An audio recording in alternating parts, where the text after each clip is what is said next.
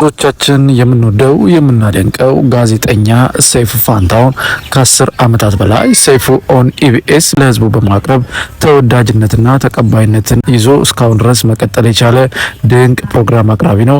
ከዚህ ጋር ተያይዞ ግን ሰይፉ ፋንታሁን ያልተነገሩለት ብዙ ሚስጥሮችና እውነቶች አሉ።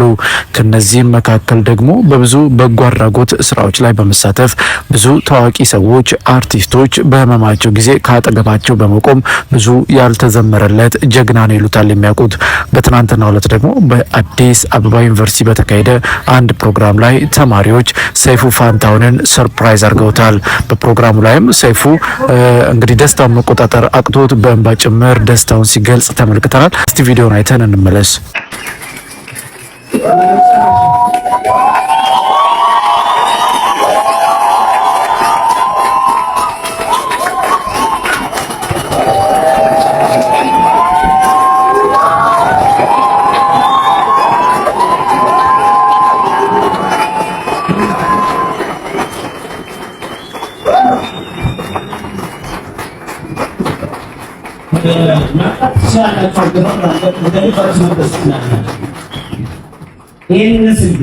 የምሬን ነው የምናገረው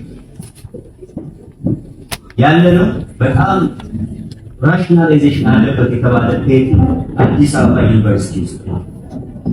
በጎ ሰዎች እዚህ ሀገር ላይ መስፋት አለባቸው፣ መብዛት አለባቸው። ሀገራችን ከፍ የምትለው በጎ ስንሆን ነው። ሰይፍ ይህንን ጉዳይ እያነሳ ነው፣ በጎነትን ያወራ ነው። በጎ ልክ እንዳንተ አይነት ሰዎች እንዲፈጠሩ አርአያነት ለብዙ ሰው እንዲሆን ነውና በጣም አድርገን እናመሰግናለን። በጣም ኢንፍሉዌንሻል ሲሆን የአዲስ አበባ ዩኒቨርሲቲ ባህል ማዕከል ምስጋና አዘጋጅቶልናል። ሪኮግናይዝ እናደርጋለን።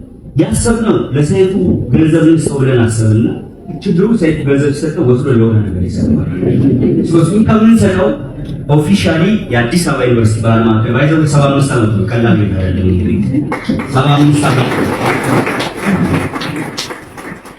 በ75 ዓመታት ህይወት ውስጥ ዓመታት ውስጥ ባለፉ የኪነ ጥበብ ባለሙያዎች ስም በነጸጋይ ስም፣ በነመንግስቱ ስም፣ በነጋሽ አባተ ስም፣ በነስብሐት ስም፣ በሁሉም ከያንያን ስም ይሄንን ሰርቲፊኬት ኦፍ ሪኮግኒሽን በጣም ፕራውድሊ ሳይሆን ቬሪ ፕራውድሊ ለሰይፉ ሰጥቷል።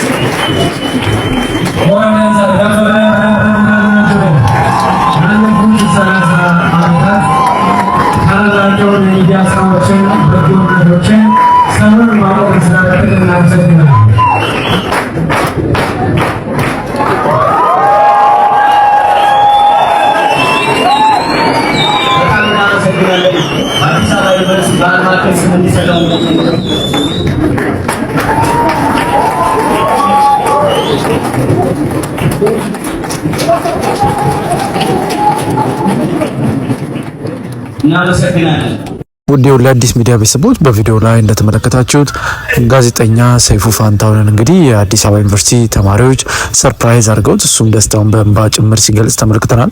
እውነት ለመናገር ሰይፉ ፋንታሁን ያልተዘመረለት ጀግና ነው የሚሉት በቅርብ የሚያውቁት ሰዎች ለተለያዩ ሰዎች በበጎ አድራጎት ላይ በመሰማራት ብዙዎች እንግዲህ በጤናቸው ላይ ከጋጠማቸው ህመም እንዲሻላቸው እንደዚሁም ደግሞ በተለያዩ ሁኔታዎች ላይ በጎ ስራን የሚሰራ ወንድማችን ነው። ታስታውሱም እንደሆነ ለመቄዶንያ በተሰባሰበው ድጋፍ ላይ ከአንድ ወር በላይ እንቅልፉን በማጣት ጭምር የቢሊዮን ብሮች ተሰባስበው እንግዲህ መቄዶንያ ራሱን ችሎ እንዲቆም ያደረገ ጀግና ወንድማችን ነው። ከዚህ ጋርም በተያያዘ ሰይፉ በአዲስ አበባ ዩኒቨርሲቲ በተካሄደለት ፕሮግራም ላይ እሱም ደግሞ ለ20 ተማሪዎች ሙሉ ሱፍ እንግዲህ ለመመረቂያቸው ስጦታን አበርክቷል። በዚህም እጅግ አስደሳች ፕሮግራም ነበረ የተካሄደው ማለት ይቻላል። እኛም ለሰይፉ ፋንታሁን በእውነት ከዚህ በላይ ክብር ይገባሃል፣ በህይወት እያለ ደግሞ ይህንን ክብርና ምስጋና ማግኘት ደግሞ መታደል ነው የሚል መልእክትን ማስተላለፍ እንፈልጋለን። እናንተም ለሰይፉ ፋንታሁን ፍቅራችሁን ግለጹለት እያለን በሚቀጥለው በሌላ ፕሮግራም እስከምንገናኝ በዚሁ ተሰናበትን። መልካም ጊዜ ይሆንላችሁ።